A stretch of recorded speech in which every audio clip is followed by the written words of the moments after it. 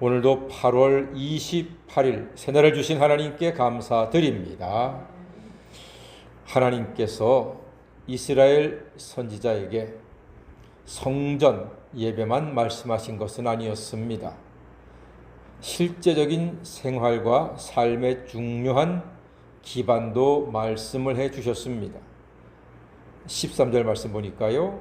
주 여호와께서 이같이 말씀하셨느니라. 너희는 이 경계선대로 이스라엘 12지파에게 이 땅을 나누어 기업이 되게 하되 요셉에게는 두 몫이니라 말씀하셨습니다. 12지파에게 땅을 나누어 기업이 되게 하라.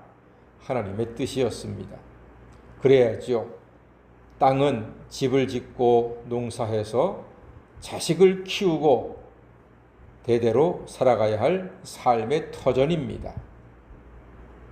하나님께서는 그 땅을 나누어 소유하게 하셨는데 그냥 무조건 나눠주신 것이 아니라 땅을 나눠주신 원칙이 있습니다.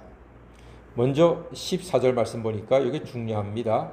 한번 읽어보겠습니다. 같이 읽을까요? 14절입니다. 시작. 내가 옛적에 내 손을 들어 맹세하여 이 땅을 너희 조상들에게 주겠다고 하였나니 너희는 공평하게 나누어 기업을 삼으라. 이 땅이 너희의 기업이 되리라. 아멘.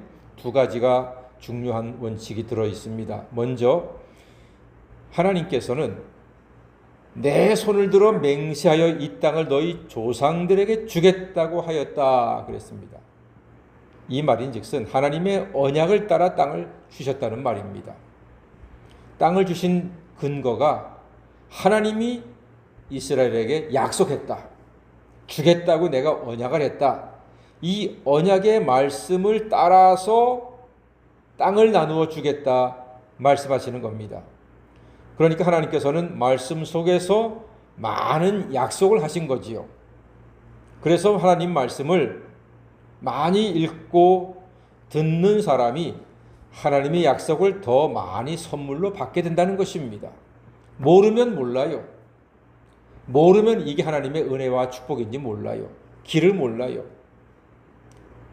하나님 말씀 속에 우리를 향한 하나님의 은혜와 축복과 선물들이 많이 들어있거든요. 그러니까 새벽에 나와서 말씀을 들으시고 아멘으로 화답하시고 짬짬이 성경을 읽어서 하나님의 약속의 말씀을 읽을 때마다 하나님 감사합니다. 이런 말씀 주셔서 감사합니다. 라고 믿음으로 받을 때 그 약속의 말씀이 바로 읽는 여러분들, 아멘으로 화답하는 여러분들의 주시는 하나님의 선물의 약속이 될 줄로 믿습니다. 그래서 늘 말씀을 읽고 또 읽고 듣고 또 들어야 하는 것입니다. 하나님은 언약에 따라서 약속의 말씀에 따라서 선물로 주셨다고 했습니다. 두 번째로는 공평하게 나누어라 그랬습니다. 공평하게. 하나님은 처음부터 지파들을 차별하지 않으시고 공평하게 땅을 나누어 갖게 하셨습니다.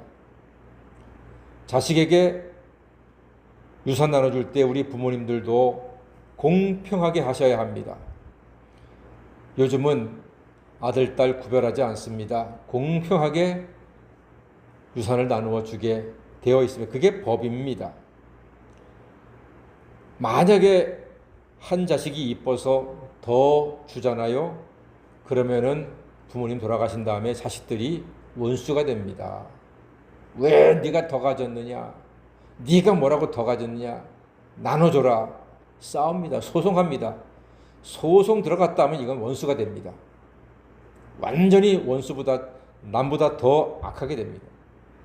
가정도 이 세상도 공평해야지만 원망이 있습니다. 하나님께서는 처음부터 땅을 나누실 때 공평하게 나누어 주신다. 그렇게 말씀하셨습니다. 물론 큰 지파에게는 당연히 땅을 좀 더 많이 주셨겠지요.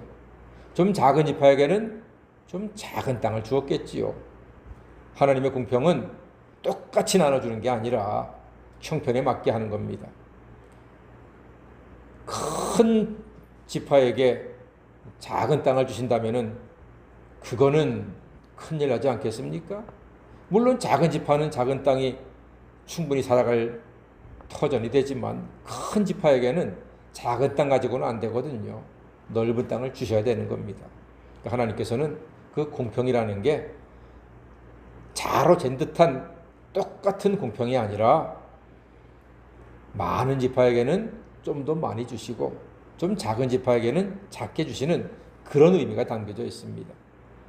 그리고 하나님께서는 그 이하 쭉 말씀에서 그 모든 땅을 주심에 있어서 이스라엘에게 동서남북의 경계를 지어 주셨습니다. 자식들을 키우며 먹고 살기에 충분한 땅을 경계로 설정을 해 주셨다는 말입니다. 세상의 땅의 성도는 너무 큰 욕심을 부리지 않아야 합니다. 이것이 하나님의 뜻입니다. 우리 사람이 죽어서 누울 자리는 한 평으로 족합니다. 요즘은 화장을 하죠. 그마저도 필요가 없습니다. 그저 작은 항아리에 들어가지요. 그러므로 우리는 세상의 땅보다 영적인 땅에 관심을 갖고 믿음으로 살아가는 성도가 되어야 할 줄로 믿습니다. 우리는 이 땅에 몇 평의 땅을 갖느냐? 이거는 둘째, 셋째 문제고요. 하나님의 뜻을 따라서 주님의 나라를 확장하는데 한 영혼이라도 더 구원하는데 관심을 가져야 할 줄로 믿습니다. 예수님 말씀처럼 예루살렘과 온 유대와 사마리아와 땅끝까지 이르러 내 증인이 되라 하신 말씀처럼 이 세상의 땅에 너무 관심 갖지 마시고 하나님이 기뻐하시를 영혼 구원의 땅을 그 지경을 넓혀가시는 하나님의 사람 되시기를 간절히 소망합니다. 그리고 하나님께서는 오늘 21절 말씀에 모든 지파대로 땅을 소유하라 그랬습니다. 21절에 너희가 이스라엘 모든 지파대로 이 땅을 나누어 차지하라. 소외되거나 배척받는 형제가 없어야 합니다. 다 받아야 합니다.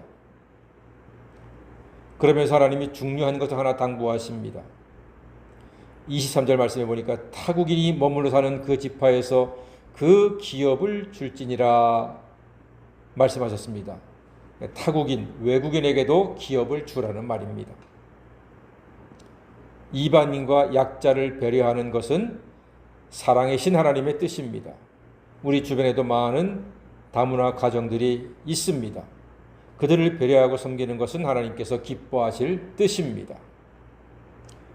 이것이 하나님께서 교회를 세우신 중요한 이유 중에 하나가 될 것입니다. 그러므로 사랑하는 여러분, 하나님께서 우리에게 주신 것들을 기뻐하며 감사하며 세상의 땅을 넓히는데 목숨 걸지 않고 주님의 뜻에 따라 주님의 나라를 확장해 나가는데 한 영혼이라도 더 구원하는데 마음을 쓰고 힘을 쏟는 지혜로운 하나님의 사람 다 되시기를 주님의 이름으로 간절히 축원합니다. 아멘. 기도하겠습니다.